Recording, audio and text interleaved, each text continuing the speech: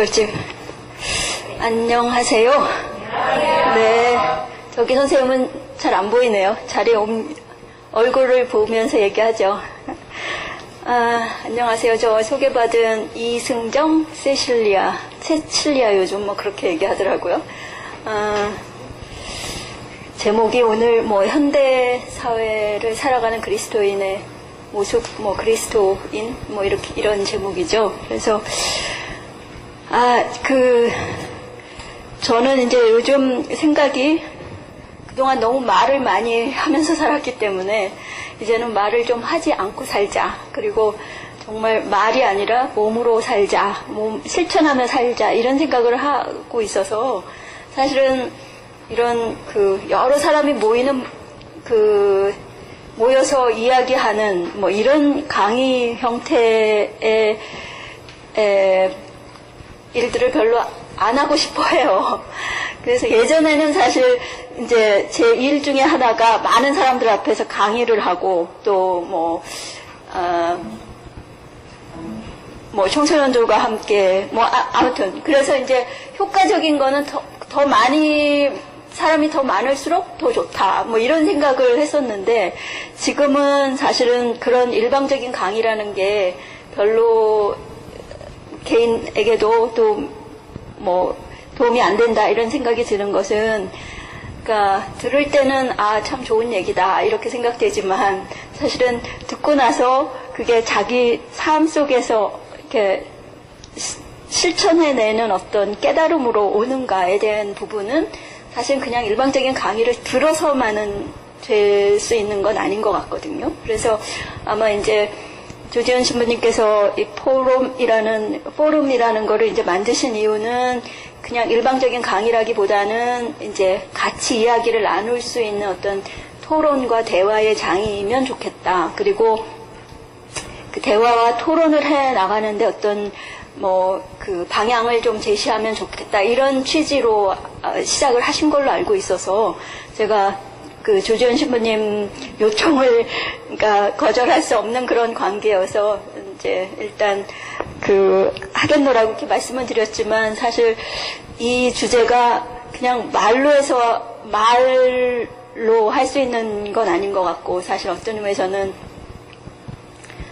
그냥 살아내는 것, 살면서 어쨌든 그리스도의 향기를 누가 봐도 저 사람은 그리스도인이구나 라고 생각할 수 있는 그런 삶이 됐으면 좋겠다. 이게 저 소망인데 과연 그럴까 뭐 이런 자문을 계속하면서 오늘 강의를 할 수밖에 없을 것 같아요. 아니 말씀을 나누고자 합니다. 저는 지금도 여러분 NGO 아시죠? 그죠? 민간단체 NGO 혹은 NPO 비영리단체에서 쭉 일을 했고 그 다음에 저는 이제 사회복지를 전공한 사람이에요. 그래서 1980년 90년을 이제 YMCA에서 거의 20년 동안 이제 당시는 민간단체 NGO의 가장 대표적인 곳이 YMCA였고 여러분들이 태어나시기 전일지도 모르겠지만 시민사회 그러니까 민주화를 위해서 그다음에 한국의 민주화를 위해서 사회 정의를 위해서 굉장히 열심히 일을 했던 대표적인 민간 단체죠. 그래서 거기에서 이제 특별히 이제 청소년 관련된 일을 하면서 조지현 신부님도 그때 알게 되고 그래서 같이 이제 오랫동안 좋은 나눔을 하고 있는데요. 저는 캐톨릭인데도 불구하고 YMCA는 개신교죠. 그죠? 대표적인 개신교고. 물론 이제 거기에 에큐메니컬 운동이라고 해서 이제 장로교나 감리교나 이렇게 특정 종파가 중심이 된 게 아니라 그러니까 에큐메니컬한 운동을 하는 것이기 때문에 이제 저같이 그러니까 가톨릭인 사람도 받아들이긴 했죠. 그러나 중심은 개신교였기 때문에 언제나 저한테 개종 언제 하냐 이렇게 그런 질문들을 많이 받았고 그 다음에 저 여잔데 80년 90년대는 사실은 이렇게 지금하고 또 달라서 YMCA는 지도자들이 다 남자여야 했고 남자여야만 간사가 되고 뭐 이런 그런 규정들이 있었어요. 그러니까 많은 사람들이 왜 여자가 YMCA에 와 있냐? YWCA로 가라. 뭐 이런 식의 이제 농담 반 진담 반 뭐 그런 이야기들을 이제 나누며 어떤 의미에서는 굉장히 좀 고통스러운, 그러니까 뭐 가톨릭 조직도 아니고 그 다음에 여성 중심의 조직이 아닌, 그러니까 개신교 중심의 조직에서 그 다음에 남성 중심의 조직에서 이제 고군분투를 하면서 살았죠. 그러나 그 과정을 통해서 사실은 개신교와 또 가톨릭의 장단점을 알게 되고, 또 남성 조직 안에서의 어떤 권위적인 부분들이 결국 사회에 어떻게 파장을 미칠 수 있을까, 뭐 이런 것들을 이제 고민하면서 굉장히 시간들을 지냈어요. 그러다 보니까 오히려 남성 조직에서 일을 하다 보니까 여자라는 장점이 더 있을 수 있었죠. 그래서 제가 이제 YMCA에서는 뭐 최초의 여자 간사니, 뭐 최초의 여자 부장이니, 최초의 본부장이니, 뭐 이런 사실은 타이틀을 붙이면서 그러니까 어떤 의미에서는 사회적으로 보면 굉장히 승승장구하는 그런 기간을 보냈었죠. 그러다가 이제 1990년 말, 뭐 2000년 되면서 그러다 보니까 이제 뭐 김대중 정권 들어와서 이제 사회적으로 민주화가 좀 되었다라고 생각할 즈음에 이제 민간단체 조직도 커지고 또 민간단체의 어떤 영향력도 커지다 보니까 상대적으로 제 사회적인 입지도 커지고, 그래서 뭐 대통령, 뭐 자문기구의 뭐 위원, 뭐 서울시 뭐 청소년 무슨 자문위원, 뭐 하여간 무슨 뭐 청소년과 관련된 데는 다 나가서 발언해야 하는 그런 이제 상황이 됐어요. 그러다 보니까 사실은 그때나 지금이나 달라진 것이 없다는 것이 사실은 참 우울하고 슬픈 일이긴 하지만, 그 당시에 이제 청소년들이 뭐 디스코텍이 화재가 나서 굉장히 많은 청소년이 죽거나, 지금도 뭐 같은 일이 되풀이 되고 있습니다만은, 뭐 예를 들자면 수련회에서 뭐 집이 무너져서 청소년들이 죽거나 뭐 이런 일들이 80년, 2000년대 초반에도 계속 반복이 됐거든요. 그럴 때마다 아침에 이제 전문가들을 불러서 회의를 하고, 그 다음에 뭐 대책회의라는 걸 하고 사진 찍고, 그리고 거마비 주고 회의비 주고, 그래서 사실은 이제 민간단체 월급이 굉장히 작은데 그 당시에 통장을 보면, 그러니까 그 Y에서 받는 월급보다 외부에서 회의비 받는 게 더 많을 정도로 그렇게 이제 사실은 어떤 면에서 굉장히 바쁘게 지내왔고, 또 어떤 의미에서는 굉장히 열심히 사는 거죠. 굉장히 열심히 살았는데, 이제 그런 일들을 계속 반복하다 보니까 어느 날 아침에 조찬 회의를 해요. 조찬 회의에 가보면 비슷한 전문가들이 다 와 있는 거예요. 무슨 모 대학의 교수, 사회복지 대학의 교수, 또 뭐 정신과 의사, 뻔한 사람들이 또 다 같이 모여서 또 같은 얘기를 또 하고, 그럼 또 사진 찍고, 그 다음에 우리가 뭐 하는 것 같이 이제 하는 뭐 그런 일들을 계속 반복하다 보니까 이건 아니지 않나. 그러니까 결국은 뭘 하겠다는 것이 아니라 그냥 다 형식적으로 우리가 청소년을 위해서 무슨 대책을 세우고 있습니다를 보여주기 위한 것이지, 정말 뭘 사회를 변화시키려는 의도는 없는 것이죠. 거기에 우리가 그냥 이름을 얹히고 거기에서 거마비를 받고 자기의 어떤 편의를 쫓아가는 뭐 그런 일들을 계속 반복하다 보니까 이건 아니다라는 생각이 들었죠. 그래서 그럴 즈음에 또 제가 Y에서 여자 지도자로 지내면서 적어도 한국 사회가 권위적인 사회로부터 이렇게 민주적인 사회로 가려면 우리가 길에서 외치던 그런 민주화의 부분이 사실은 우리 삶 속에도 들어와야 된다고 생각하거든요. 그래서 동료와의 관계 안에서도 민주적인 관계가 이루어져야 되고, 그렇죠? 밖에서 사회 정의를 외치는 것만큼 안에서도, 가정에서도 사회 정의가 실현돼야 되는데, 사실은 많은 민주화 운동을 했던 선배들이나 혹은 동료들의 삶을 보면 밖에서는 민주화를 외치지만 사실은 가정에서는 뭐 가정폭력 내지는 뭐 심지어는 뭐 그런 그 아내와의 관계 안에서 정말 민주적이냐 또 자녀들과의 관계 안에서 민주적인 아빠로서의 역할을 하고 있는가 이런 것들에 대해서는 굉장히 회의적인 뭐 그런 모습들을 봤죠. 그러고 제 자신을 돌아보니 나는 어떤가. 저 역시 사실 어떤 의미에서는 남성 조직에서 적어도 저 선배 같은 모습은 가지지 말자 이렇게 생각을 했었는데 어느 순간 보니까 저도 비슷한 모습을 갖고 있는 거죠. 그래서 어떤 의미에서 욕하면서 배운다고 사실은 계속 그 사람을 비판하면서 결국 저의 모습도 비슷한 그래서 어떤 의미에서는 선배 뭐 예를 들자면 그런 거죠. 똘똘한 후배들이 회의에서 얘기하면 너 많이 컸다 가로 열고 닫고 뭐 이런 식의 느낌이 올라온다거나 뭐 이렇게 되면 사실은 정말 경청하고 우리가 같이 협력자로서 그러니까 민주화라는 게 뭔가요? 민주화 민주적인 관계라는 게 뭐예요? 가장 핵심적인 게 뭘까요? 우리가 계속 한국 사회가 민주화되어야 한다.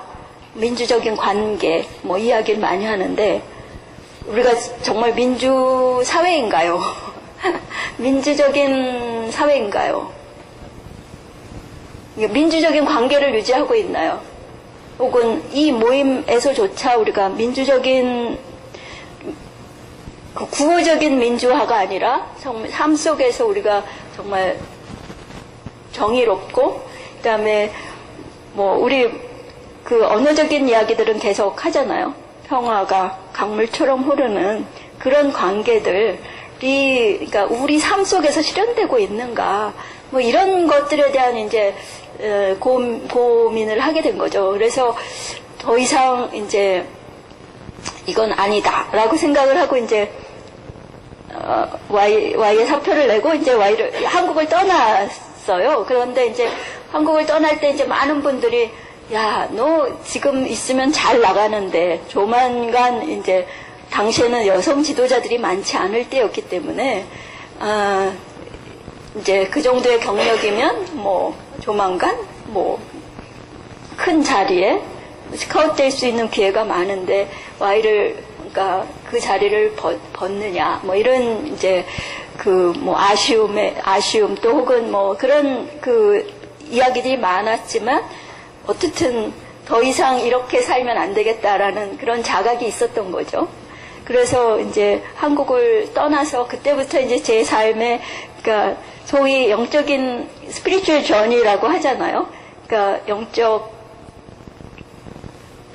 여행을 순례를 시작한 거죠. 그래서 이제 여기서부터 굉장히 많은 이제 체험과 또 근데 그런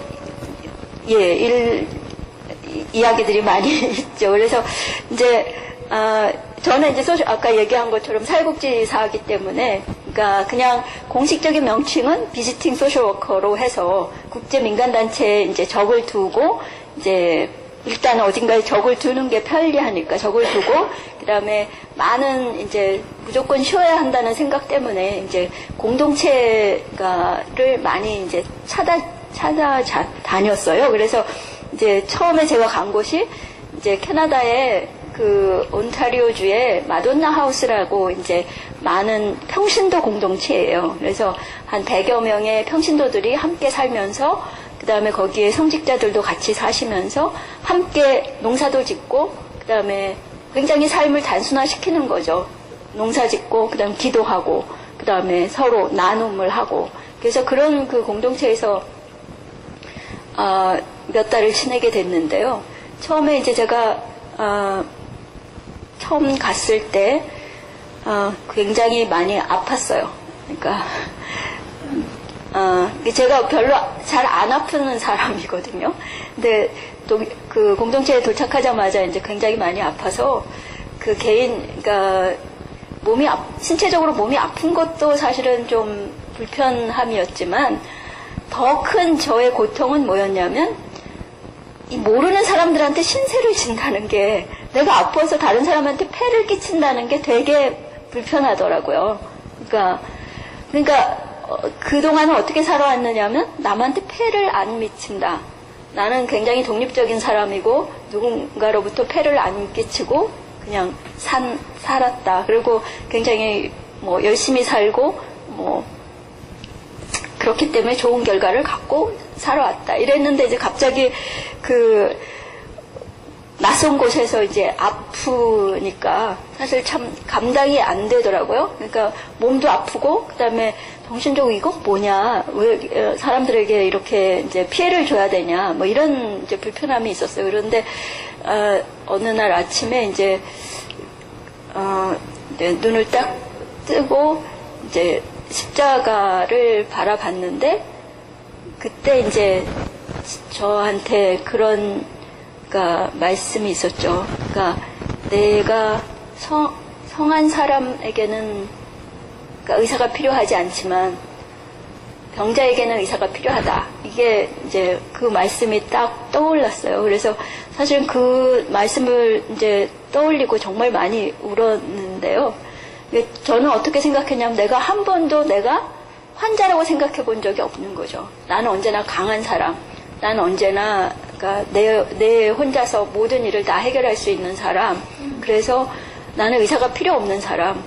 그래서 굳이 하나님과의 관계 안에서도, 물론 뭐 가톨릭에서 태어나서 늘 거기에 익숙해 왔기 때문에 아주 익숙한 사람, 하나님과의 관계 안에서 나는 굉장히 당연하다고 생각했지, 그것이 한 번도 1대1의 어떤 그러니까 인격적인 관계 안에서 하나님의 절실함이나 이런 것들이 없었던 것 같아요. 그런데 이제 그때 비로소, 그러니까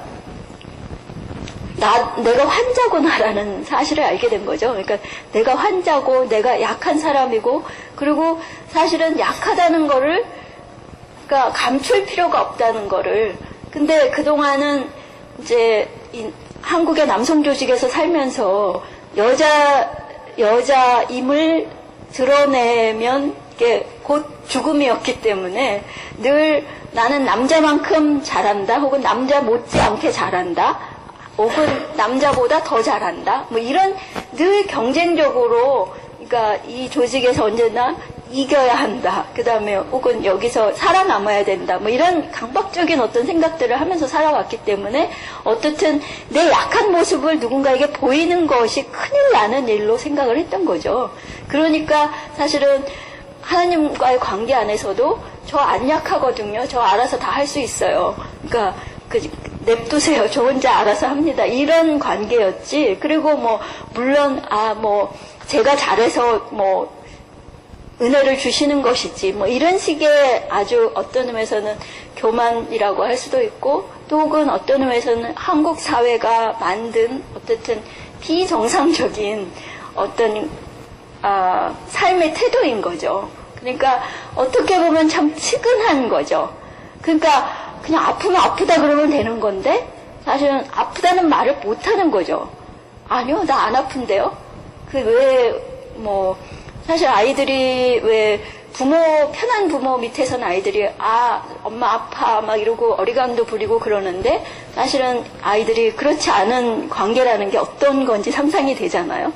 그러니까 사실은 그동안의 하나님의 관계는 제가 느낄 때 그 정도의 관계였던 거죠. 그냥 저 정말 아파요, 저 치료해 주세요, 뭐 그런 거였는데, 이제 끝까지 저는 아니요, 안 아파요, 저 혼자 해결할 수 있어요, 뭐 이러고 살아왔었던 건데, 이제 그게 저 자신을 바라보면서 얼마나 측은한 모습이었나. 그리고 그렇게까지, 그러니까 정말 기를 쓰면서 뭔가를 그러니까 자기 방어인 거죠. 자기를 방어하면서 살아야 했던 뭐 이런 거죠.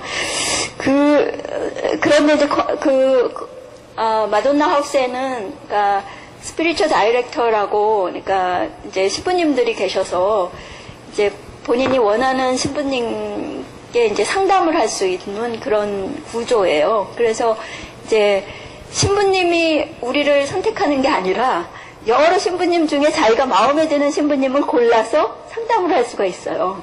그래서 아주 그게 저는 참 좋았는데요. 그러니까 신부님과 이제 이야기하는 과정에서 신부님이 그런 말씀을 하시더라고요.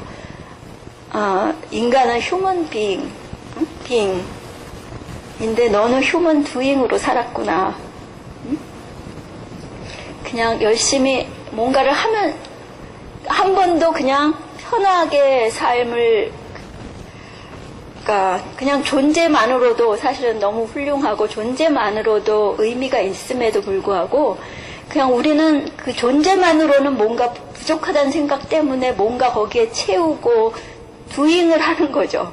뭔가 열심히 해야 부모님이 뭔가 칭찬할까, 그냥 뭔가 열심히 해야 남들한테 뒤지지 않고, 그래서 끊임없이 자기를 갈구면서 사실은 이제 그렇게 살게 되는 게, 그거는 이제 저뿐만 아니라 사실은 어떤 면에서 한국 사회가 끊임없이 이제 그런 강박적으로 우리를 뭔가를 밀어내면서 요구하면서 뭔가를 더 하도록, 그러니까 사실은 지금 갖고 있는 내 모습으로도 어떤 의미에서는 되게 충분하고 어떤 의미에서는 내가 갖고 있는 것만으로도 충분한데도 불구하고 그걸로는 부족해. 넌 뭔가 더 해야 돼. 뭐 얼굴도 좀 고쳐봐. 뭐 혹은 뭐 학위를 더 해. 대학원을 가. 혹은 뭐 이런 식의 스펙을 쌓아. 뭐 이런 끊임없는 요구들이 계속 진행을 되다 보니까 우리도 알게 모르게 사실은 하느님 앞에서 우리는 다 아름다운, 그리고 너무 충분하고 너무 괜찮은 사람들인데 사회에 딱 떨어져 나오면 사회 안에서는 나는 뭔가 부족한 것 같고 뭔가 더 채워야 되는 것 같고, 그래서 길을 쓰고 뭔가를 해보면서 한 번도 하나님 앞에 편안한 존재로 있기 어려웠다는 거죠. 그래서 이제 그 편안한 존재란 뭐냐, 휴먼 빙이 어떻게 하면 휴먼 빙이 될 수 있는가, 이게 사실은 굉장히 중요한 과제였죠. 이제 마돈나 하우스를 떠나서.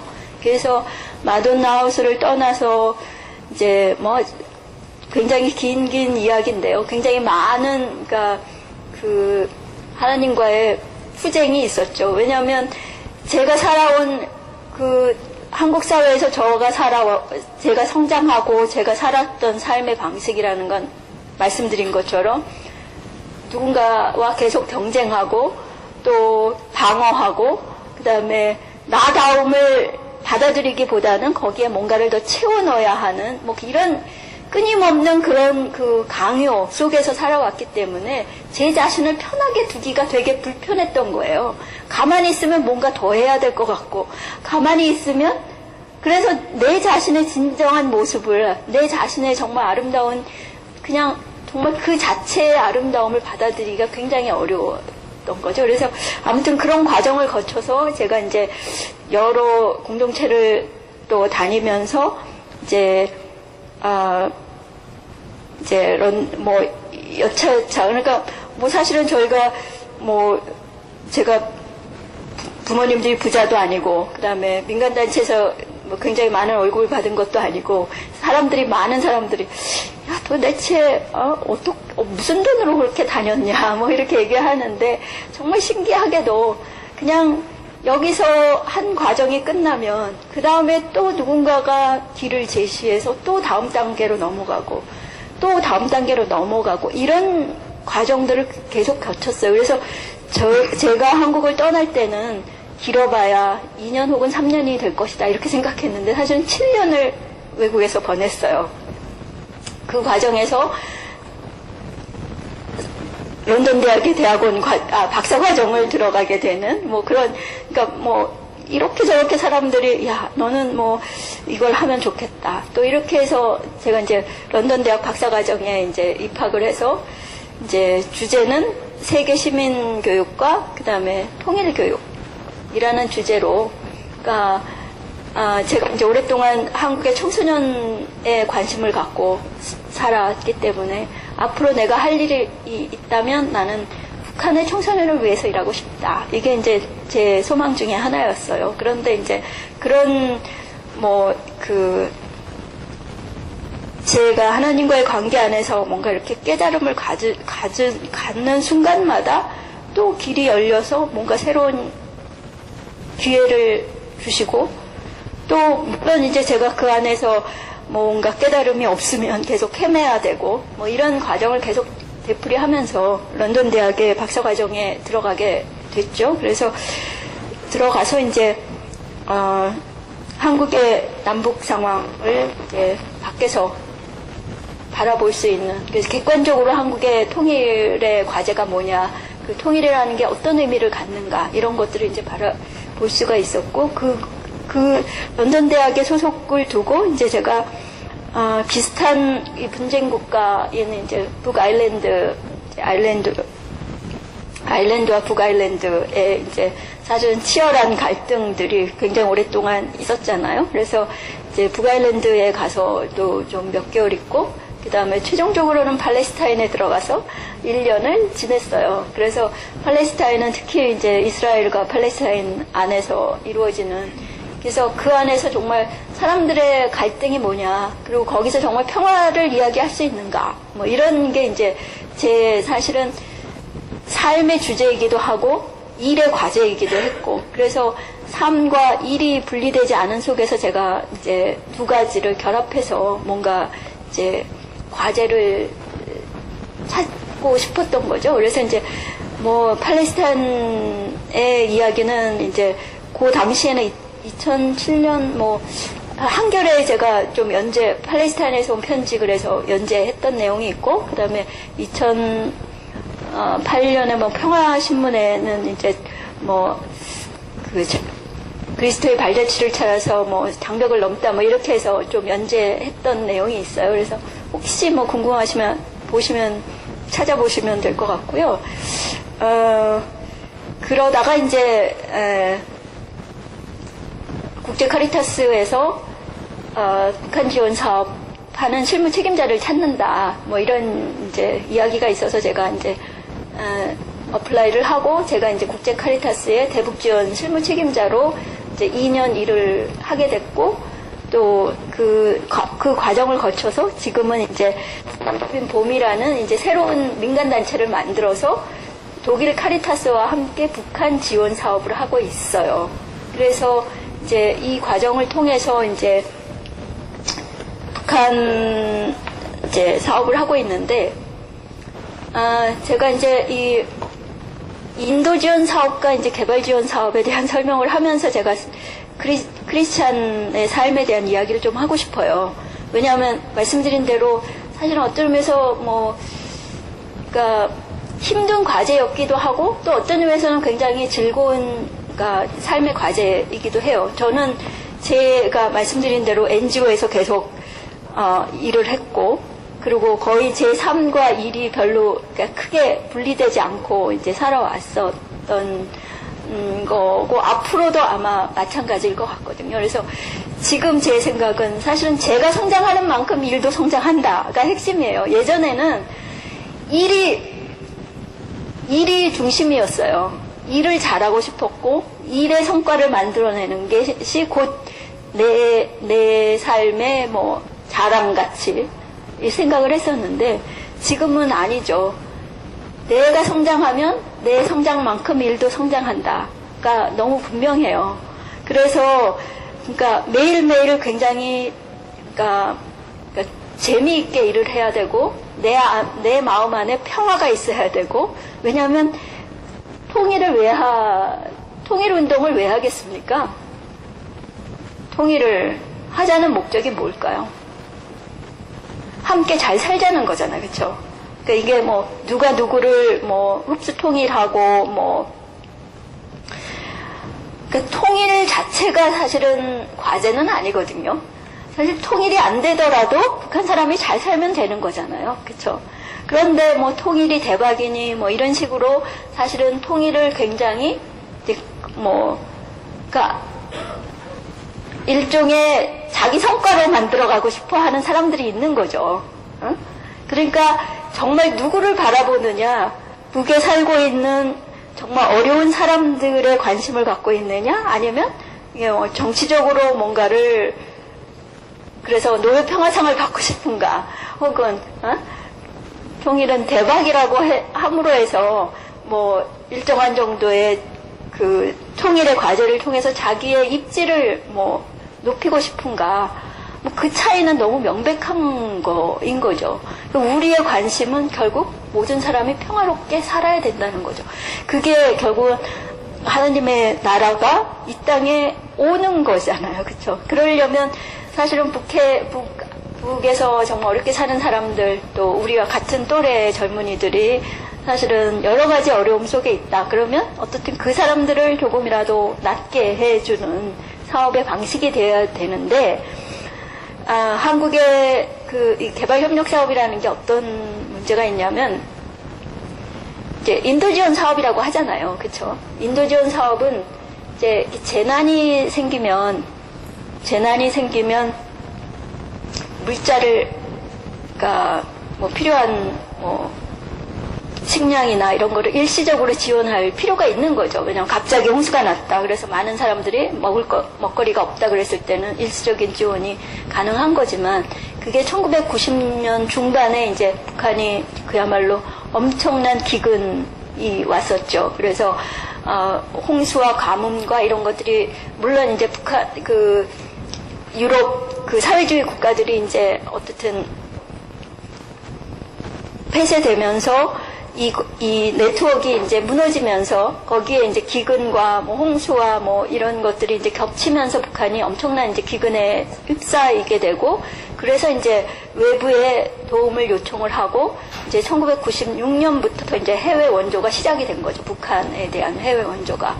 그런데 이제 초창기에는 뭐 식량 지원이고 뭐 어마어마한 많은 양의 물자들이 이제 북으로 들어갈 수 있었는데, 이제 지금은 사실은 그 식량 지원보다는 저희가 생각하는 거는 이제 개발 협력 사업이라고 해서 Development Cooperation이라는 용어를 써요.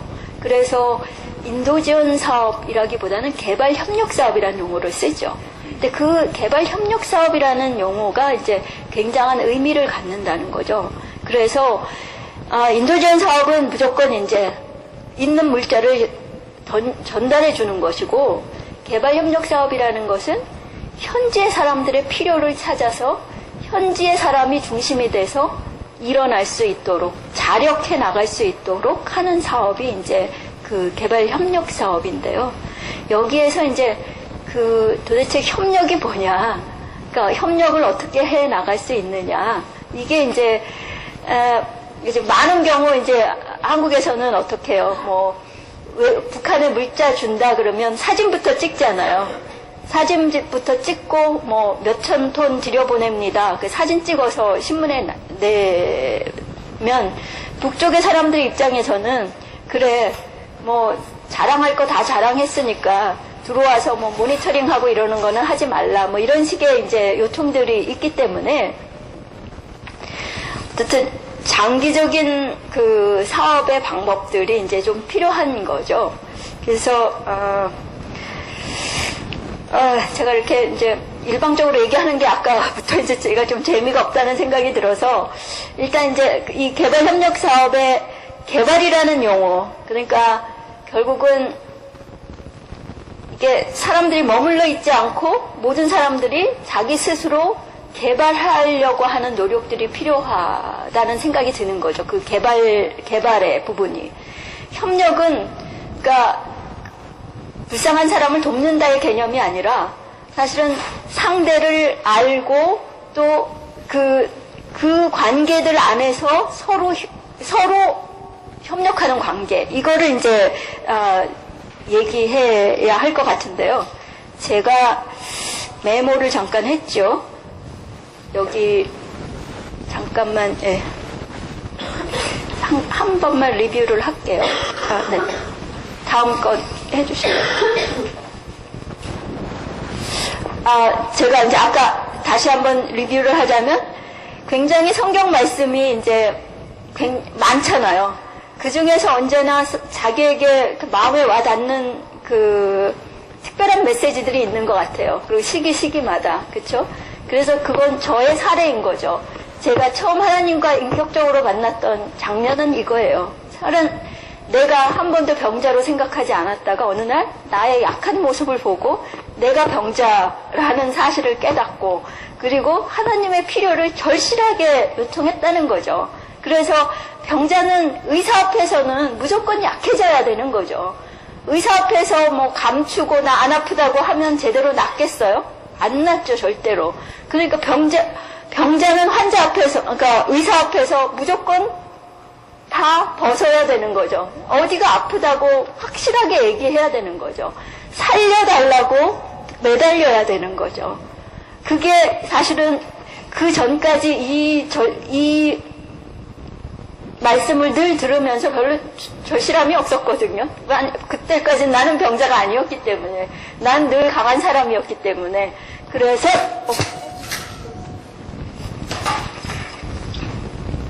괜찮은 거죠?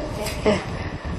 그래서 이 말씀을 제가 같이 모르겠어요. 그러니까 이제 젊은 친구들의 경우는 아직도 더 나는 약하지 않거든요. 뭐 이런 시기를 더 어떤 의미에서는 더 겪어야 할 수도 있을 것 같아요.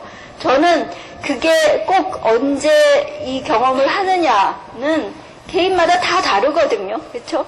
더 어떤 의미에서는 더 일찍 혹은 어떤 의미에서는 더 늦게까지라도 하나님 앞에서 저 안 아프거든요. 이거 할 수 있다고 생각해요. 그러나 어떻든 그 어느 순간에 우리가 결국 약함을 인정하는 것, 그래서 다른 약한 사람을 보듬을 수 있는 것, 내가 약해보지 않고는 다른 약한 사람의 심정을 이해하긴 되게 어려운 거죠. 그러니까 제가 그동안 민주화를 위해서 80년, 90년대 엄청나게 열심히 일을 했죠. 그때 외쳤던 정의는 구호였던 거예요, 사실은. 물론 그걸 통해서 한국의 민주화가 일정한 정도 해결이 됐죠, 많은 경우. 그러나 아직 우리 사회가 민주화되지 않은 것은 우리의 구호가 땅으로 내려오지 않았던 거죠. 그렇죠? 그냥 구호로서 아직도 여전히 우리 많은 경우, 많은 좋은 언어들이 그냥 회자될 뿐이죠. 레토릭, 그냥 말로 그냥 전달되는 것이지 과연 그게 우리 마음속에 정말 오고 있는가. 그래서 이제 제가 나누고 싶었던 내용이고요. 그 다음에 두 번째 봐주실래요? 그리고 그 전까지는 말씀드린 것처럼 강하기도 했고 굉장히 강한 사람이었죠. 그래서 일 잘한다는 얘기를 늘 들었고, 그리고 뭐 그거에 대한 자부심도 갖고 뭐 이렇게 살아왔기 때문에 늘 거대 담론에만 매달려 있었던 거죠. 그러니까 아까도 말씀드렸지만 뭐 강의를 하면 더 많은 사람이 모일수록 좋은 거예요. 그렇죠? 그리고 뭐 작은 모임 뭐 이런 것보다는 사실은 크고 뭐 이렇게 거창하고 이런 거에 더 의미를 가졌었던 거죠. 그런데 이제는 다르죠. 작은 일에 충성했기 때문에 큰 일을 준다, 이거거든요. 그 작은 일이 얼마나 중요한 건지 이제는 사실은 큰 일이 별로 안 중요해요. 큰 일이 별로 안 중요하다는 생각이 들어요. 사실은 어떤 면에서는 더 작은 일이 더 중요해요. 그래서 사실 이제 이렇게 많은 사람 모이는 것보다 저는 두세 사람 또 젊은 친구들하고 얘기하는 걸 좋아하기 때문에 그냥 작은 모임이 더 좋고 그 다음에 매일매일 만나는 사람들에 대한 관심, 그리고 예전에는 사실 정말 작은 것들을 놓치고 갔던 경우들이 너무 많은 거예요. 왜냐하면 큰 일에 매달리다 보면 작은 일을 놓치는 거죠. 그래서 작은 일에 충성하는 것, 그걸 우리가 스스로 그러니까 그 의미를 정말 그러니까 확인하지 않으면 작은 일에 충성한 종, 충실했기 때문에 그 다음 일을 준다. 그래야 자기가 원하는 일로 갈 수 있다는 거죠. 그러니까 거창하게 하나님 이런 걸 하면 제가 뭘 할 수 있습니다. 늘 거창하게 요구해서는 사실 잘 안 될걸요. 사실은 굉장히 구체적이고 작은 일이어야 될 거예요. 거기서부터 출발하는 거죠. 거기서부터 사실은 끝까지 어떤 길들로 들어설 수 있다고 생각이 돼요. 그래서 제가 늘 마음속에 어느 순간순간에 정말 작은 일에 충실한 종인가, 나는 정말 작은 일에 충실한 종인가, 큰 것을 쫓고 있는 건 아닌가, 이 생각을 합니다. 그 다음에 봐주세요. 그리고 이제 제가 제일 좋아하는 말씀은 로마서 8장 28절에, 그러니까 지금 사실 공동번역, 번역서마다 다 조금씩 표현은 틀리지만 협력해서 선을 이룬다는 용어예요. 그러니까 혼자서 할 수 있는 일은 사실은 없다고 봐야죠. 그러니까 결국은 협력해서 일들을 이루어가는 것인데, 누구와 협력할 거냐, 협력의 파트너를 구하는 일이 되게 어려운 일이죠. 근데 협력 파트너는 어디서부터 출발하냐면 내가 어떤 사람이냐에 따라서 협력 파트너가 만들어지는 거거든요. 그러니까 내가 사실은 산을 가보면 내가 내 발로 산 중턱까지 가야 산 중턱에 올라온 사람을 만나게 되는 거고, 내가 열심히 걸어서 산 정상에 올라가면 산 정상에 올라온 사람을 만나서 이야기를 나누게 되는 거거든요. 산 밑에 있으면 산 밑에 있는 사람끼리 만나게 되는 거고, 그래서 협력하여 선을 이루기 위해서 내가 상당한 퀄리티를 가져야 되는데, 그러니까 그게 그냥 스펙을 쌓는 문제가 아니라 정말 아까 이야기한 것처럼 작은 일에 충실한 사람이 되면 그런 협력자를 만나게 된다는 거죠. 그래서 선을 이루게 된다는 게 제가 사실은 살아오면서 정말 확실하게 이야기할 수 있는 일 중에 하나는 협력의 파트너를, 그리고 내가 협력의 파트너가 돼줘야 된다는 것이죠. 그래서 서로를 협력하는 어떤 파트너로 생각하는, 그래서 혼자 뭘 하겠다, 혼자 잘할 수 있다, 이건 크리스찬의 삶의 모습은 아닌 거죠. 늘 협력하는 모습, 그래서 서로의 부족을 채워주는 모습, 그게 결혼 생활이나 혹은 직장에서나 혹은 어떤 모임에서나 친구 관계에서나 언제나 협력해서 선을 이루는, 그래서 결국은 한 사람이 한 사람을 착취하는 관계는 선이 아니죠. 그렇죠? 좋은 선은, 궁극의 선은 결국 윈윈 하는 거예요. 친구를 만나서 보면 정말 좋은 관계는 서로에게 늘 힘이 되는 관계예요. 누가 누구를 착취하는 관계가 아니죠. 어떨 때는 도움을 받고 어떨 때는 도움을 주고, 그래서 결국 협력하는 관계, 협력의 관계가 돼야지 상화의 관계가 되어서는 안 된다는 거죠. 그래서 아까 제가 민주화, 우리가 민주적인 관계이냐 이 얘기를 할 때 협력은 협력의 문제인 거죠. 그러니까 북한을 바라볼 때 북한을 그냥 가난한 상대로 봐서 그냥 있는 거를 나눠준다, 이런 개념으로는 영원히 통일이 되기 어렵다는 거죠. 그러니까 협력을 하려면 어떻게 해요? 상대방이 누군지 알아야 되는 거죠. 그래서 상대가 필요로 하는 게 뭔지를, 그리고 정말 상대의 어려움이 뭔지를 알아야 되는 거거든요. 제가 이제 팔레스타인에서 경험했던 한 가지만 말씀드리면, 매일매일이 전쟁이죠. 지금도 전쟁을 하고 있죠. 매일매일. 많은 이스라엘 군인들이 이제 팔레스타인까지 들어와서 이제 점령 지역이니까요. 점령하고 있는데, 팔레스타인 안에 들어가 있는 이런 NGO 단체들이 몇천 개예요. 몇천 개. 네? 그런데 문제는, 인프라를 다 죽이잖아요. 다. 파괴하고 뭐 폭력으로 다 무너뜨리고 그리고 결국은 이런 민간단체가 들어가서 결국 거렁뱅이를 만드는 거죠. 다 그러니까 의존해서 살게 만드는 거잖아요. 의존해서.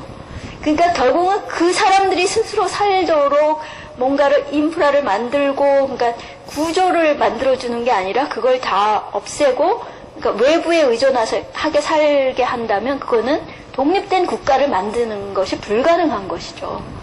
그러니까 결국은 친구가 굉장히 가난해 갑자기 어려움에 봉착했다. 그래서 이 친구를 돕고 싶다. 그랬을 때 정말 그러니까 돕는 일은 쉬운 일이 아니거든요. 정말 사랑하는 관계 안에서 돕는다는 건 되게 어려운 일이죠. 길을 가다가 뭐 예를 들자면 모르는 사람이 뭐 도움을 요청한다. 그러면 있는 돈 뭐 얼마를 주는 거는 그게 어려운 일은 아니죠. 그것도 뭐 쉬운 일은 아니지만 어쨌든 있는 돈을 주는 것 이거는 모르는 사람들의 관계 안에서 있을 수 있는 그냥 일회적인 행위일 수가 있죠. 그러나 정말 내가 좋아하는 친구가 갑자기 어려움을 봉착했다. 근데 이 친구의 자존심을 건드리지 않고 도울 수 있는 방법은 뭘까? 어려운 일이거든요. 그냥 뭐 경제적인 도움을 주는 것? 그러면 그 친구는 어떻게 생각할까? 뭐 굉장히 많은 것들이 그러니까 좋아하고 사랑하는 관계라면 사실 이렇게 돕는다는 일이 상당히 어려운 일이거든요. 그게 개발협력 사업인 거예요. 그 사람을 중심으로 생각하는 거죠. 상대를 생각하고. 그러니까 우리는 아직도 여전히 우리가 있는 걸 주는 것, 우리가 남는 거를 주는 것, 뭐 그리고 그 사람의 그 상황과 뭐 이런 걸 생각하기보다는 어떻든 필요에 의해서 뭐 이런 거고 관계 안에서도 이거를 하나의 파트너로 생각하기보다는 어떤 늘 상하관계나 또 혹은 뭐 이런 그 관계들 속에 있기 때문에 의식적으로 뭐 모임 안에서 누가 선배냐 후배냐 혹은 우리는 늘 그런 구조 속에 있잖아요. 누가 위냐 아래냐 이 평등한 관계에 대한 개념들이 별로 없기 때문에 늘 상하관계 안에서 또 혹은 어떤 일반적인 어떤 관계에 우리는 굉장히 익숙해 있기 때문에 이 관계들 안에서 우리 자신이 얼마나 평등한 관계로 우리 자신을 내놓을 수 있는가가 이제 좀 굉장히 중요한 과제 중에 하나라고 생각이 되어져서 협력해서 선을 이룬다는 게 그러니까 말은 굉장히 간단한 것 같아도 사실은 굉장히 어려운 과제를 우리한테 주고 있다는 거죠. 너가 정말 협력하고 있는가? 아니면 내가 많은 경우 사람들이 이렇게 우리의 문화 자체가 그러니까 누군가가 압도하는 문화이잖아요. 내가 지도자가 뭔가 깃발을 들면 다 쫓아가는 관계 이런 식에 익숙해 있기 때문에 어떻게 협력하느냐 말은 협력이 굉장히 간단한 것 같지만 협력의 문제가 사실은 그렇게 간단치 않다는 거죠. 그래서 늘 내가 좋은 협조자인가 또 내가 늘 그러니까 협력할 그러니까 의지가 있는가 이런 것들을 생각해 보는 게 필요할 것 같아요. 다음 거 하나 주시겠어요? 그리고 이제 너무 잘하는 얘기죠. 사랑은 오래 참습니다. 그 사랑장에 보면 사랑은 오래 참고가 제일 먼저 나와요. 인내심이죠. 그러니까 오래 참고 오래 견디는 거. 그러니까 어떤 의미에서는 지금 문화에서는 굉장히 어리석은 부분일 것 같긴 한데 어떤 의미에서는 사랑은 오래 참습니다. 사랑은 친절합니다. 쭉 나오는데 사랑은 오래 참습니다예요. 그래서 관계를 유지할 때 아까 협력하는 관계 안에서 오래 참는 것, 견디는 것, 그 인내심이 그러니까 성숙하는데 굉장히 많은 시간을 필요로 하는데, 그러니까 하나님의 때를 기다리는 것, 그러니까 사랑하는 친구가 어떻든 일어설 때까지 기다려주는 것, 내가 먼저 뭘 하는 것이 아니라 친구가 준비될 때까지 기다려주는 것. 가정 안에서 자녀의 엄마가 알아서 먼저 해주는 것이 아니라 아이가 할 때까지 기다려주는 것. 우리는 이 기다림을 못하죠. 그냥 먼저 해버리죠. 내가 먼저 하고 말지 이렇게 생각하잖아요. 근데 제가 아까 스피리추얼 전이 제 경험을 비추면 하나님은 먼저 하시지 않거든요. 절대로 기다리시거든요. 그러니까 제가 계단을 100계단이 있다면 제가 99까지 와도 먼저 안 내려오시거든요. 100까지 올라와야 문을 여시거든요. 근데 많은 사람들은 99계단까지 올라가서 도로 내려오는 경우들이 많아요. 못 참고. 그리고 심지어는 자기가 다 알아서 그 길에 들어섰음에도 거기까지 못 가는 거죠. 왜냐하면 기다릴 수가 없기 때문에. 그래서 이 기다림에 대한 부분들이, 그러니까 인내심이라는 부분이, 그러니까 우리가 크리스찬으로 살면서 상대를 기다려주는 것, 그러니까 상대가 성숙할 때까지 기다려주는 것, 우리 자녀들이 성숙할 때까지 기다려주는 것, 내 남자친구의 부족함을 어떻든 변화될 때까지 사실은 인내심으로 기다려주는 것, 이런 그 기다림의 부분들이, 오래 참는다는 이 부분이 사실은 참 어렵지만 그러나 꼭 우리가 해야 할 과제 중에 한 부분인 것 같아요. 그래서 다음 거 볼게요.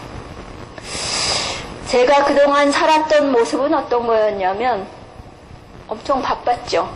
그쵸? 바빠서 하나님을 만날 시간도 없었고, 그 다음에 그러나 그게 이제 꼭 나쁘다고 얘기할 수는 없어요. 그러니까 어떤 과정 속에 우리가 놓여 있는 거죠. 그 엄청 열심히 살았죠. 근데 그 열심 속에는 굉장히 서두름이 있는 거죠. 그리고 언제나 이겨야 한다라는, 그냥 강박적인 이겨야 한다는 어떤 경쟁심, 이런 것들에, 그래서 이게 모이니까 어때요? 굉장히 능력 있는 사람으로 보였지요. 그런데 행복 있는 여성이다, 능력 있는 뭐다, 이렇게 얘기했지만 그게 크리스찬의 모습 안에서 그게 크리스찬의 모습이었는가 하는 거는 좀 다른 의미인 것 같아요. 그래서 지금은 어떤가? 단순하죠. 단순해지려고 노력하죠. 그러니까 많은 공동체나 많은 이제 이런 수도 공동체나 평신도 공동체나 결국은 삶을 단순화시키는 거거든요. 그러니까 산만하지 않게 사는 거죠. 저는 집에 텔레비전도 없고 사실은, 그러니까 지금은, 예전에는 청소년 미디어 운동도 많이 하고 그래서 그게 이제 주 업무이기도, 텔레비전이나 영화를 많이 보기도 하지만 지금은 난 텔레비전은 안 보고, 물론 이제 선별적으로 좋은 영화들을 보고 하지만 제가 선택해서 본다는 거죠. 그러니까 일방적으로 어디에 쏠려서 가는 것이 아니라, 그래서 선택해요. 내가 선택해요. 그러니까 어떤 선택의 순간 속에 늘 우리가 놓여 있잖아요. 근데 우리는 대부분 다 미루죠. 나중에 하자. 그리고 미루고 미루다 보니까 산만해지는 거죠. 관계도 마찬가지죠. 그냥 굳이 안 만나도 될 사람을 만나고 또 만나고 또, 그래서 뭔가 자기의 어떤 그 사교적인 시간을 메꾸는 거죠. 그런데 관계조차도 이제는 선택이 필요하다는 거죠. 어떤 사람과 만나야 될 건가? 어떤 친구를 계속 유지할 거냐? 또 혹은 어떤 사람들과의 관계를 맺어야 할 필요가 있냐? 그래서 단순화시키는 거예요, 삶을. 그래서 덜 산만하게 살자는 거죠. 크리스찬은 덜 산만해야 될 것 같아요. 그러니까 게임도 덜하고, 예를 들자면, 그러니까 가능한 한 자기 삶 속에서 필요한 부분들과 불필요한 부분들을 선별하고, 그래서 불필요한 부분은 쳐내고 필요한 부분들에 집중해 가는 것, 이게 선택과 집중이 굉장히 중요하죠. 그러다 보면 서둘 필요가 별로 없어요. 천천히 가게 된다는 거죠. 천천히. 그리고 경쟁할 필요가 없다는 거죠. 협력하게 된다는 거죠. 저희가 이제 저희는 이 사단법인 이 민간단체가 되게 작은 단체인데 이제 독일 국제단체와 같이 북한 지원 사업을 해요. 그런데 이제 그래서 뭐 통일부나 정부와 같이 이제 뭐 대화를 할 기회들이 많은데요. 계속 그런 식으로 부추김을 하죠. 그러니까 경쟁을 시키는, 그러니까 뭐 이쪽이 못하면 저쪽에 주겠다, 뭐 등등의. 그런데 우리는 늘 그렇게 하죠. 우리보다 더 잘하는 곳이 있으면 주시라고. 우리는 경쟁할 생각이 없다고.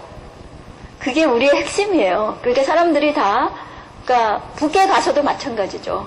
북에서도 뭐 병원 줘달라 뭐 하다 우리는 그러니까 이미 지어진 병원들이 안 돌아가는 거를 우리가 도와주겠다. 그러니까 많은 사람들이 북에서 이렇게 하죠. 그 남조선 사람들은 올라와서 다 자기 그 사업장을 갖고 싶어 합니다. 이렇게 얘기하죠. 그러니까 다 자기 문패에 달고 싶어 하는 거죠. 이 병원은 우리가 지은 것이다. 이건 이거죠. 우리는 그걸 그렇게 할 필요가 없거든요. 우리는 그런 거 필요 없습니다. 우리는 그냥 본인들이 못하는 거 우리가 메꿔드리겠습니다. 안 되는 거를 메꿔드리겠습니다. 우린 경쟁할 생각이 없습니다. 예요. 그러니까 경쟁할 필요가 없는 거죠. 이렇게 살면, 선택하면. 그러면 평화로워지는 거죠. 그러니까 굳이 근데 이게 참 생각처럼 쉽지가 않은 거여서, 그러나 훈련하는 거죠, 이렇게. 그러니까 뭐 집에 가서 금요일 저녁에 다른 모임 할 수도 있지만 여기 모여서 어떻든 이야기 들으면서 또 다시 한번 자기를 점검하고 이런 시간들이 쌓여서 결국은 가는 거거든요. 그냥 그래서 인내심이 필요하다는 거죠.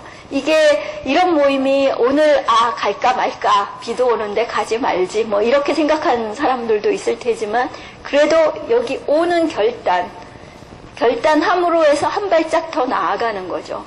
그래서 선택인 거죠. 그냥 삶의 선택인 거죠. 그리고 다만 뭘 선택하고 갈 거냐, 그리고 좀 더 집중할 필요가 있다는 거죠. 그래서 저는 더 이상 우리가 지금 내가 산만하게 사는 거 아닌가, 너무 많은 것에 관심을 쏟고 있는 거 아닌가, 좀 더 집중하자. 선택과 집중 되게 중요하다고 생각해요. 그리고 그게 어떤 의미에서는 하나님과 더 깊은 관계를 맺는 통로가 되리라 생각하거든요. 그래서 사람들이 우리를 자꾸 경쟁을 부추길 때 단호하게 우린 경쟁 안 합니다. 이 얘기 할 수 있어야 되거든요. 우리는 경쟁 안 합니다. 우리는 협력합니다. 우리는 협력함으로써 선을 이룰 겁니다. 이거 당당하게 얘기할 수 있죠. 그래서 사람들이 그런 식의 도전을 엄청 많이 하죠. 좀 더 크게 만드시죠. 단체를 좀 더 크게 키우시죠. 크게 키울 필요 없는데요. 우린 그냥 우리가 할 수 있는 것들을 협력합니다. 혼자서는 못하지만 합치면 큰 걸 할 수가 있는 거거든요. 그래서 우리가 햇살과 같이 햇살의 도움도 많이 받고 있지만, 그러니까 그렇게 협력하면서 또 필요하면 모였다 헤어지고 또 협력하다가 모였다 헤어지는 것이지 큰 간판을 키울 필요가 없는 거거든요. 근데 우리는 계속 모든 단체나 기관이나 혹은 우리 의식 속에 뭔가 커야 된다는 생각이 있는 거예요. 뭔가 외형적으로 커야 뭔가의 성과가 있다고 생각하고 외형적으로 키워야 성공했다고 생각을 하죠. 그러나 크리스찬의 성공은 사실은 얼마나 협력을 잘하고 있는가, 협력을 통해서 정말 하나님의 선을 이루고 있는가, 그게 핵심이고 그게 사실은 크기와 상관이 없다는 거죠. 그 작은 것 속에서 그런 선을 이루어낸다면 그게 만족이고 사실은 충실한 종이었기 때문에 더 큰 것을 저희한테 주실 것이라는 그런 믿음이 분명히 있어야 한다는 거죠. 그래서 이걸 해나가기 위해서 제가 마지막 하나 더 우리의 자신이 어떤 모습이어야 되는가, 보통 우리가 운동이란 용어를 많이 쓰는데요. 뭐 시민운동이다, 뭐 혹은 기독 청년 운동이다. 예를 들자면 뭐 햇살도 뭐 청년 뭐 일종의 무브먼트라고 얘기할 수 있는 거거든요. 왜냐하면 이 무브먼트 운동과 그다음에 여기는 뭐 그러니까 무슨 연구기관 그러니까 성격을 어떻게 정해야 될지는 모르겠지만 그러니까 연구기관이라고는 생각 안 하거든요. 제가 보기에는 어떤 일종의 무브먼트로서 청년들의 안에서 새로운 어떤 하나님의 그런 에너지를 이 안에서 그러니까 발휘하고자 원하신다고 제가 생각을 하는데, 그러려면 이 운동이 가기 위한 어떤 방식은, 그건 이제 운동이라는 용어는 움직이는 거잖아요. 우리도 마찬가지인 거예요. 한 개인이 삶에 있어서 그냥 한 곳에 고착되어 있지 않잖아요. 계속 우리의 모든 세포들은 뭔가 움직이고 있는 거잖아요. 운동성은 똑같은 운동성이에요. 그러니까 이런 조직의 운동성이나 한 개인의 운동성도 같은 거라고 생각이 되어져서 결국은 모임이 그러니까 민주적인 어떤 삶으로 나아가기 위해선, 크리스찬의 삶으로 나아가기 위해서는 자발성이 되게 중요하죠. 억지로 하는 게 아니라 좋아서 해야 되고 하고 싶어서 해야 되고 스스로 뭔가 생각하면서 해야 되고, 그러니까 억지로 사는 거는 크리스찬 삶이 아니라는 거죠. 그러니까 정말 내가 하고 싶은 것, 그러니까 내가 정말 자발적으로 하고 있는가, 그리고 즐겁게 하고 있는가, 이게 사실은 굉장히 중요한 좌표가 된다고 생각하거든요. 그러니까 억지로 수동적으로가 아니라 자발적으로.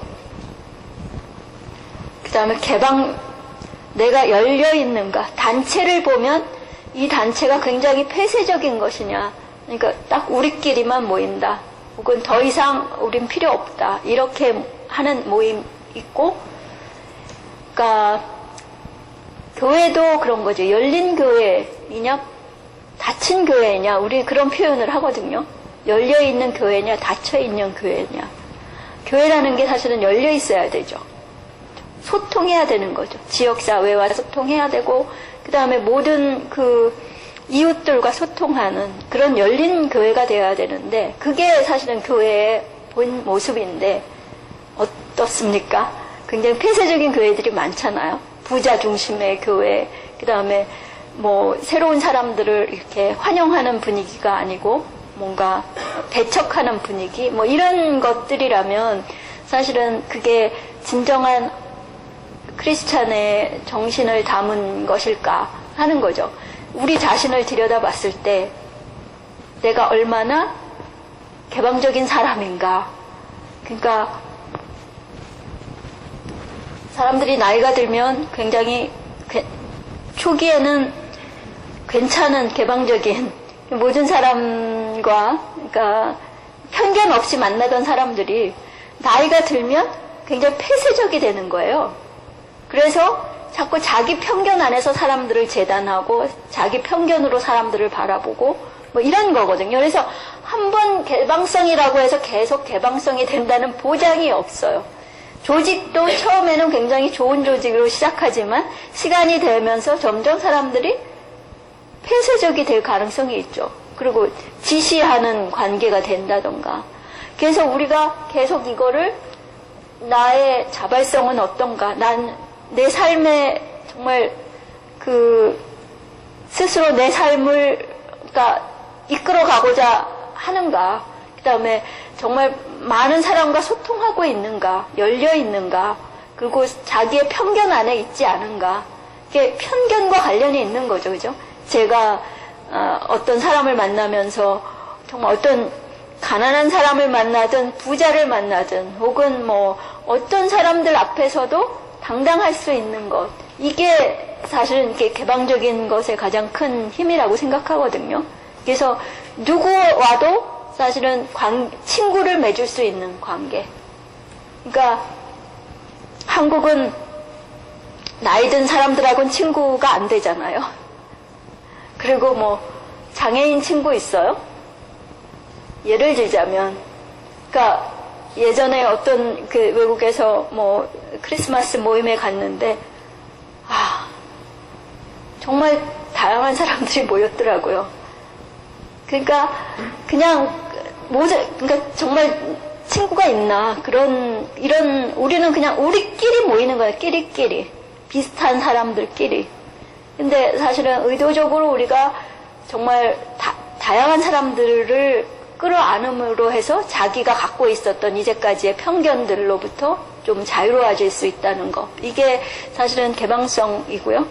이 모임이 얼마나 지속적이냐, 지속적으로. 그러니까 이런 생각을 얼마나 오랫동안 유지하며 갈 수 있는가. 아까 제가 말씀드린 것처럼 나이 들면서 사람들이 변화되고, 그리고 신앙도 마찬가지죠. 처음에는 불같이 일어났던 신앙이 어느 날 사그라들고, 뭐 이런 것들을 우리가 끊임없이 이게 그러니까 지속적으로 유지해 나갈 수 있는 힘. 이 자발성과 개방성과 지속성, 나는 정말 한번 아까 인내심과 관련된 부분인 거거든요.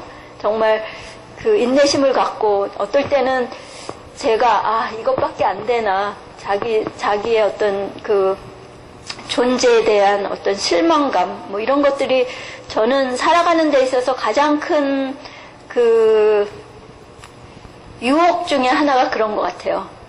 자기 자신에 대한 실망감이죠. 거기서부터 무너지면 안 되죠.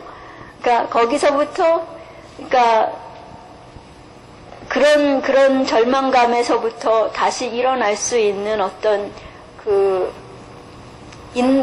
자기에 대한 어떤 자긍심과 인내심, 뭐 이런 것들을 자꾸 자기 자신 안에서 끌어들이면서, 그러니까 훈련해 나가지 않으면 사람들은 지속성을 유지하기가 되게 어려운 거죠. 그냥. 그래서 때로는 선배들이 그런 얘기 하잖아요. 장거리 선수 될래, 단거리 선수 될래. 장거리 선수 해야죠. 그래서 장거리 뛰고, 그쵸? 마라톤, 그러니까 인생의 어떤 마라톤 과정에서 엄청난 인내심이 필요하잖아요. 어느 구간에선 정말 포기하고 싶지만 달려서 끝까지 골인하는 그런 어떤 이미지를 계속 마음에 두고, 정말 하나님이 저기서 날 기다리고 있는데 여기서 그냥 무너져 버리면 결국 못 만나라는 거잖아요. 끝까지 가는 거죠. 그 인내심을 어쨌든 지속성과 같이 가줘야 하는 것이고, 그럴 때 많은 친구들과 사실은 혼자 가기보다 같이 가고, 그 다음에 어떤 자기 자신의 어떤 편견 속에 있지 않고 자기의 편견을 자꾸 깨려고 하는 그런 시도들, 그런 것들이 쌓이고 쌓이면 사람들이 저 사람은 왠지 달라 보인다. 뭐 굳이 우리가 말로 크리스찬이고 뭐 말로 이런 이야기 하지 않더라도, 그러니까 그 안에서 정말 그리스도의 향기를 느낄 수 있는 그런 사람들이 될 수 있었으면 하죠. 그래서 그런 노력들을 여러분들이 지금 하고 계시는 거라서 저는 뭐 만남에 감사하고, 기회 되시면 언제든지 저희 사무실이 굉장히 가까운 곳에 있거든요. 그래서 뭐 혼자 오셔도 되고 같이 오셔도 되고, 또 사무실 구경 오셔서 오늘 한 이야기들 중에 또 개인적으로 이어서 하고 싶은 이야기 있다면 저는 얼마든지 환영합니다. 네, 이 정도 하면 되겠죠? 네. 네, 감사합니다. 질의응답 시간인데요.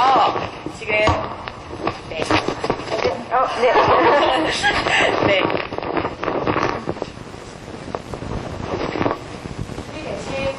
대신께서 오늘 뭐 어떤 질문에 이거 좀 고급스러운 질문이야. 이거는 무슨 질문이라고, 그런 질문 없는 세상에 없습니다. 내가 궁금하고 내가 지금 내 생활에서 제일 궁금한 게 사실 그게 제일 좋은 질문이에요. 사실 제일 유치한 질문일수록 제일 유치해서 제일 못 묻는 질문일 수 있어요. 여러분들께서 지금 생각하시고 궁금했다라는 것들을 자유롭게 손을 드시고 이제 저처럼 큰 목소리로 질문을 해주시면 좋을 것 같습니다. 네. 집까지 올라가서 많은 사람들에게 어떻게 보면 영향력 있는 말을 할 수 있는 위치잖아요. 그 위치에서 이제 다른 그런 영향력 있는 사람들과 모여서 회의를 하면서 거기서 하는 일들이 어떤 정말 그냥 답습하는 그냥 변화시킬 수 없고 그걸 느끼시고 이제 다시 이제 작은 단체로 활동을 근데 저는 여쭤보고 싶은 건 그 큰 정치에 있을 때 거기를 변화시켜서 더 큰 변화를 이루시기 위해서 뭔가 하셨던 건 없었나 궁금하거든요. 왜냐면 아래에서 변하는 것보다는 그 윗사람들이 변하는 그거에 대한 파급 효과가 훨씬 크다고 저는 생각을 하거든요. 어떤 일을 하셨는데 그게 어떻게 글쎄, 그러니까 저는 이제 어쨌든 사회가 다양화돼야 된다고 생각하거든요. 그러니까 물론 큰 조직도 필요하고 또 근데 이제 큰 조직이 갖고 있는 한계라는 게 있기 때문에 그러니까 한국의 이제 기업도 마찬가지인 것 같아요. 한국은 지금 뭐 거의 삼성이 독식하는 구조이잖아요. 그러니까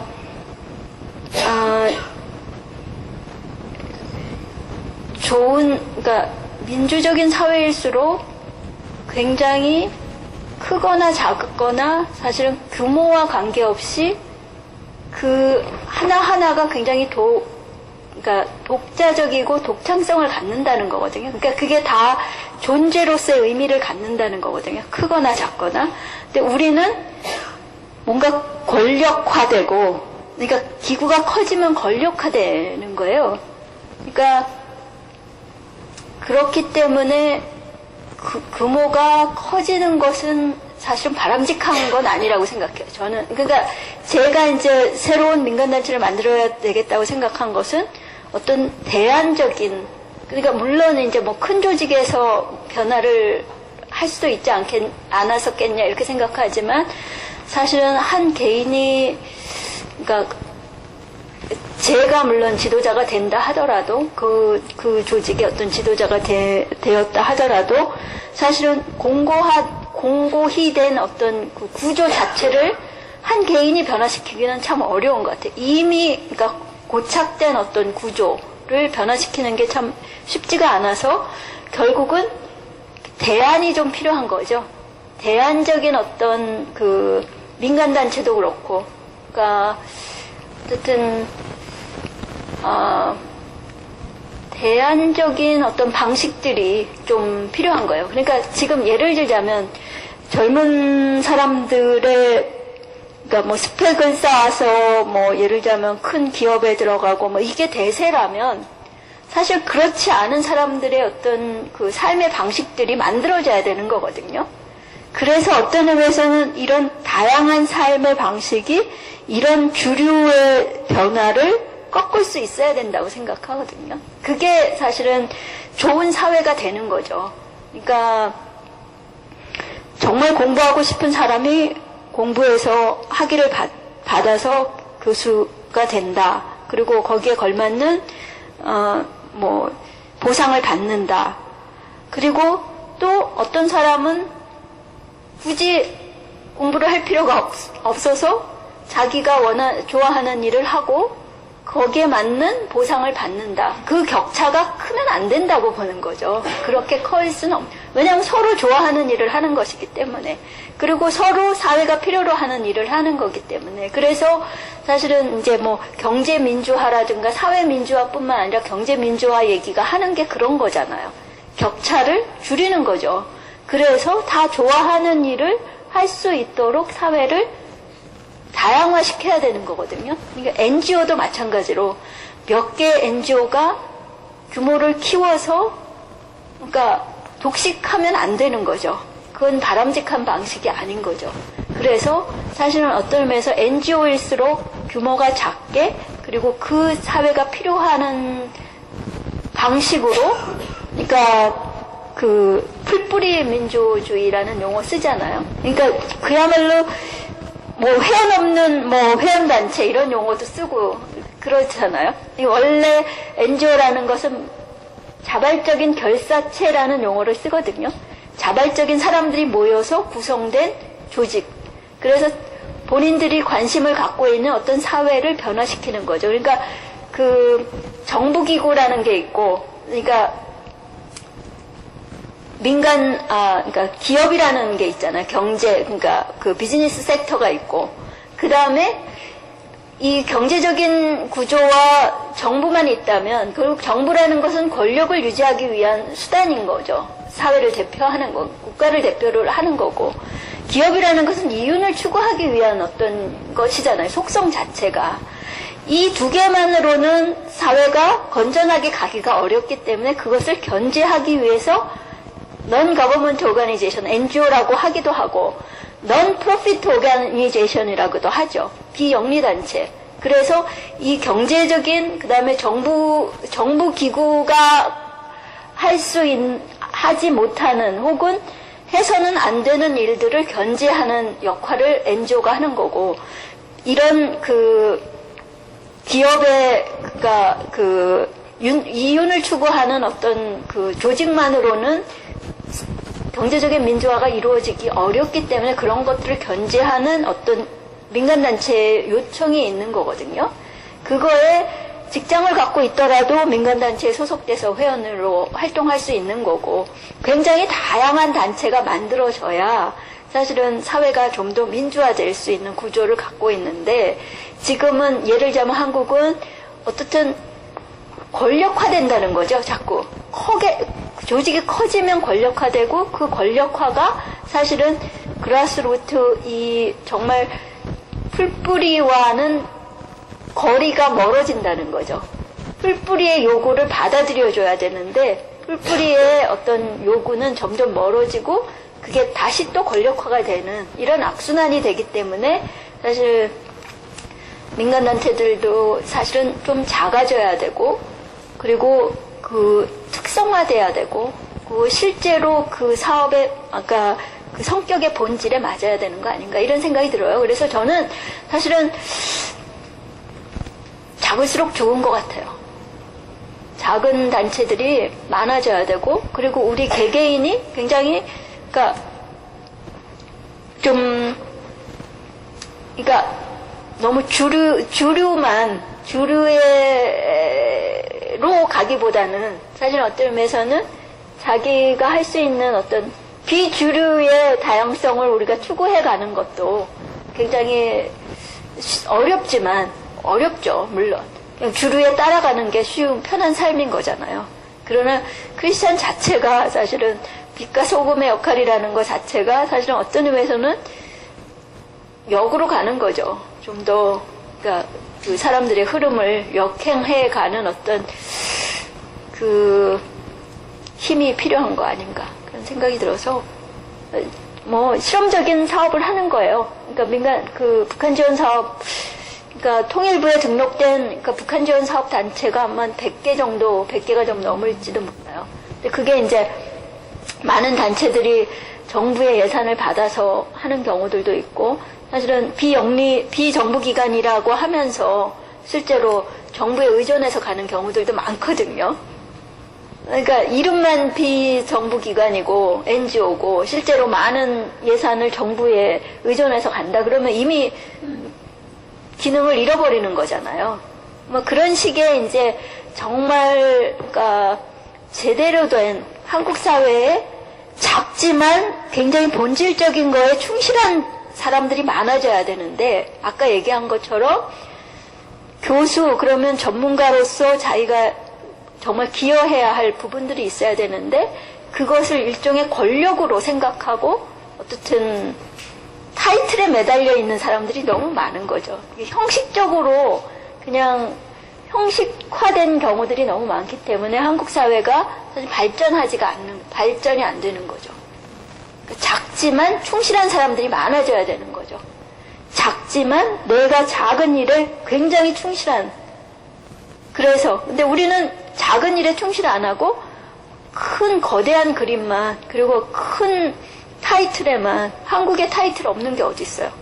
다 있죠. 외국에 있는 거는 다 있는데 실제로는 내용을 들여다보면 부실한 거죠. 제대로 된 게 별로 없어요. 그 차이를 우리가 어떻게 메꿔 갈 거냐. 그러니까 이제 우리의 삶도 많은 경우가 그렇죠. 그러니까 굉장히 작지만 탄탄해야 되는데 그거를 자꾸 놓치고 사실은 허망한 어떤 그 어설프고 그러니까 부실한 어떤 삶을 만들어가는 건 아닌가. 그러니까 어디선가부터 이렇게 선택을 하면서 내 삶을 단단하게 만들어간다. 그러면 늦더라도 30, 40, 50이 돼서 자기가 정말 하고 싶은 일을 할 수도 있는 거죠. 근데 우리는 한국은 너무 일찍 뭐라 그럴까요? 늙어버리잖아요. 뭐 길게 가는 삶이 없죠. 다 일찍 끝나버리는 거죠. 그러니까 다들 사람들이 행복하지 않고 그리고 자발적으로 해왔던 일들이 아니기 때문에 다들 불행한 거죠. 그래서 이제 그런 속에서 내가 뭘 선택하고 정말 내가 잘할 수 있는 일을 오래 하는 거, 오래 할 수 있을까? 그리고 그게 언젠가 정말 빛을 발할 수 있을 것이다. 그걸 내가 하나님의 도구로 쓰여질 것이다. 그리고 내가 준비해야 된다. 하면 오래 준비할수록 사실은 그릇에 담기 편하실 거 아니에요. 그래서 그러니까 그 소망을 놓지 않고 가는 게 참 중요할 것 같아요. 내가 하고 싶은 일을 지금은 당장 못하더라도 늘 마음속에 그걸 담아내고 그걸 위해서 준비하고 또 준비하고 그래서 언젠가 할 수 있다. 뭐 이런 것도 필요할 것 같고. 그래서 뭐 질문이 답이 됐는지는 모르겠어요. 아무튼 저는 어쨌든 대안적인 삶이 필요하다. 대안적인 어떤 조직이 필요하다. 한국에는 어쨌든 너무나 많은 주류만 있기 때문에 비주류가 사실은 더 필요하다. 그리고 그게 언젠가 인정받는 사회가 돼야 한국의 사회가 건강한 사회가 될 것이다. 이런 거죠. 그러니까 비주류는 다 무저가 돼버리는 사회. 그건 건강한 사회가 아니죠. 다양성이 없는 거잖아요. 그걸 우리가 크리스찬으로서 어떻게 극복할 거냐. 이게 그러니까 굉장히 힘을 모아서 그러니까 한 사람 한 사람이 이제 서로에게 힘이 돼줘야 되고 그리고 그 비주류로서 그러니까 그 어려움을 서로 견디어주고 같이 힘을 모아주고 그래서 한 사람 한 사람이 사실은 비주류로 그러나 다양성으로 사회에 그러니까 소금의 역할을 할 수 있다 그러면 한국 크리스찬이 이렇게 많은데도 사회가 변화되지 않는 이유는 뭐겠어요? 제대로 된 크리스찬이 없다는 거지. 그렇죠? 말만 하는 크리스찬인 거죠. 그래서 정말 내가 소금일까? 저는 이제 아는 친구가 교회 가면 저는 뭐 개신교 친구들도 많고 근데 교회 가면 정말 저 인간 때문에 교회를 못 가겠다 이런 사람들이 많다는 거예요. 많겠지. 그러니까 막 부자 행세하고 뭐 이런 그럴 때마다 저는 그러죠. 그 사람 때문에 그 사람을 신경 쓸 게 아니라 네가 소금인지 한번 생각해 보자. 그러니까 정말 난 소금인가? 내가 진짜 소금인가? 그러니까 저 사람 소금이야 이거보다는 내가 소금인가? 이거 사실 먼저 언제나 사실은 나부터 시작해야지 되는 게 맞는 것 같거든요. 그러니까 우리는 이제 대부분 이제 친구들이랑 얘기하는 거 이렇게 옆에서 들어보면 다 남 얘기하잖아요. 누가 어떻다, 뭐가 어떻다 이렇게 얘기하지만 실제로 자기 생각을 얘기하는 경우가 많지 않거든요. 얼마 전에 아주 오랜만에 후배를 만나서 그래 그동안 너의 꿈은 어느 정도 진행이 됐어? 그랬더니 그게 그렇고요. 이렇게 저렇게 설명을 하더라고요. 그러면서 나중에 이제 그 친구가 하는 얘기가 이런 질문을 받아본 게 언제인지 모르겠네요. 누구도 이런 질문을 해주는 사람이 없고 이런 이야기를 할 기회가 없습니다. 이렇게 얘기하더라고요. 그러니까 다들 그냥 만나서 피상적인 얘기만 하는 거예요. 한 번도 그 친구의 관심을 정말 질문하지 않는 거죠. 그리고 그런 질문을 안 하니까 계속 피상적인 얘기만 하는 거죠. 그래서 친구라고 하지만 정말 서로를 이해하고 있나? 잘 모르는 거죠. 그래서 사실은 정말 그 크리스찬의 연대라는 게 참 필요하다 생각해요. 그러니까 혼자서 할 수 있는 일이 없거든요. 그러니까 정말 좋은 친구들이 주변에 있어야 되는 거죠.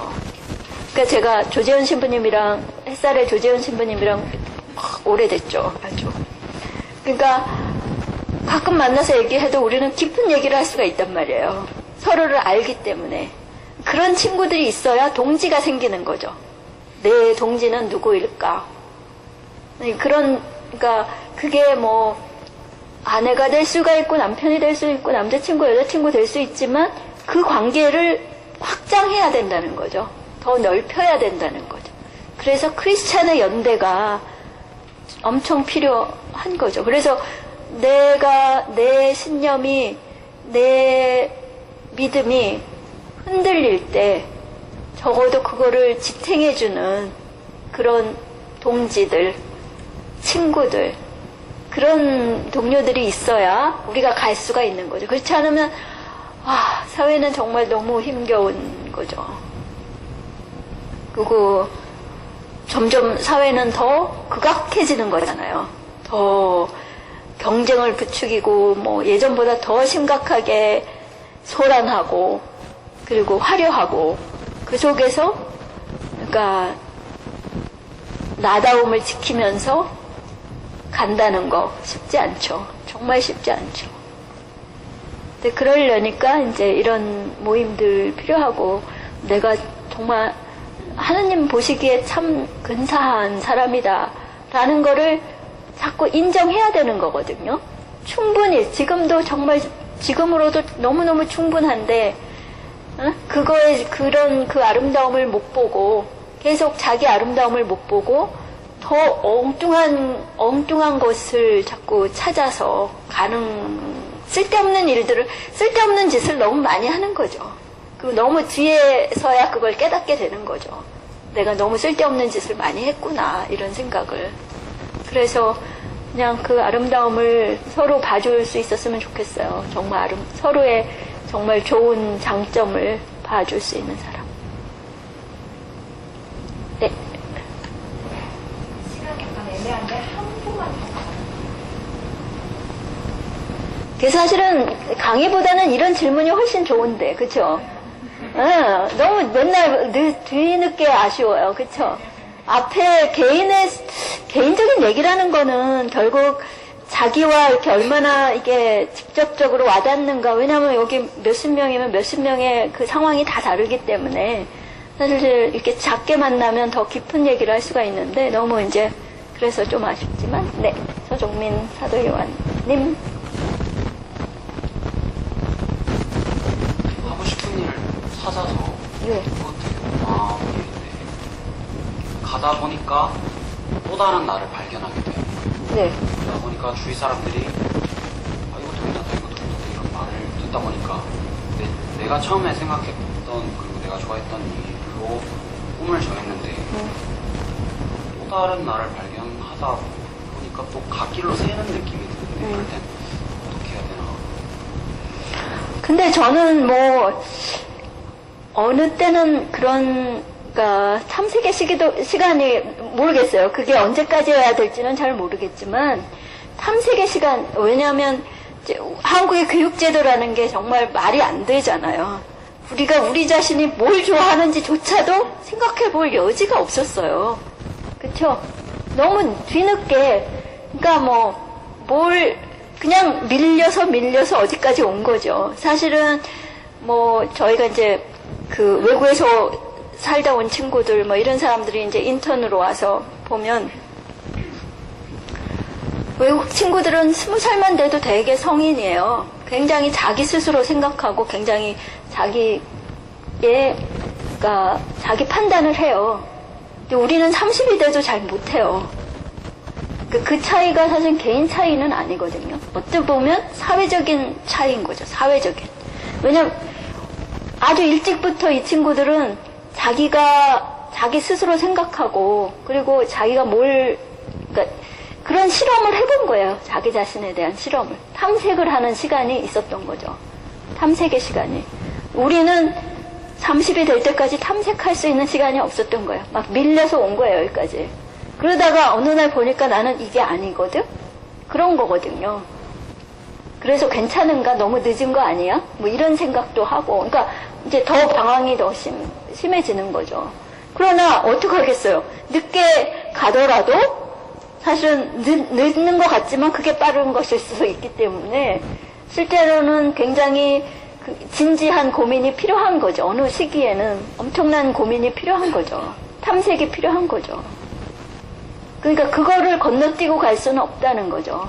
그러니까 그거에 정말 몰두해서 정말 하나님께 매달려서 그러니까 그 정도의 절실함으로 매달려서 뭐가 내 길인지 혹은 방법을 찾아야 되는 거죠. 그러니까 그런 어떤 엄청난 절실함이 필요한 거죠. 그 탐색이라는 것이 그냥 대충 이거 저거 이래서 가는 게 아니라 내 삶의 어떤 결단과 관련된 부분이기 때문에 굉장히 진지한 고민과 고통의 시간도 필요한 것인 거죠. 그래서 어쨌든 그러니까 탐색의 시간을 가지셔야 된다고 저는 의도적으로라도 그런 시간들이 필요하지 않을까 싶어요. 그러면은 저희가 사실 이런 시간이 더 있었으면 좋겠지만 이따가 간단한 답할 때 선생님이 계실 거라고 예상하고 근데 개인적으로 가셔서 아까 선생님이 원하셨던 부분 이렇게 나눠하셔서 이렇게 드시고 탁 드시면서 그렇게 하시면 좋을 것 같고요. 그러면은 일단 여기에서 포럼을 마치는 걸로 하고 저희가 감사한 마음을 담아 감사한 마음을 담아 저희가 큰 거 말고 네. 작은 화분을 네. 저희 마음이 보이시죠? 감사합니다. 고맙습니다. 이쁜 사람이 주니까 더 이쁘네요. 고맙습니다. 왜 이러십니까? 그러면은 거의 2시간 동안 정말 많이 나눠주시려고 하신 그 마음이 너무 보여서 너무 감사했고 그리고 중요한 것들 많이 던져주셔서 감사했고 우리가 우리 자신한테 스스로 좋은 질문을 던지는 사람 그리고 그것도 다른 사람한테 질문을 던질 수 있는 사람이 되었으면 좋겠다라는 생각이 들면서 선생님께 다시 한번 큰 박수. 네, 고맙습니다.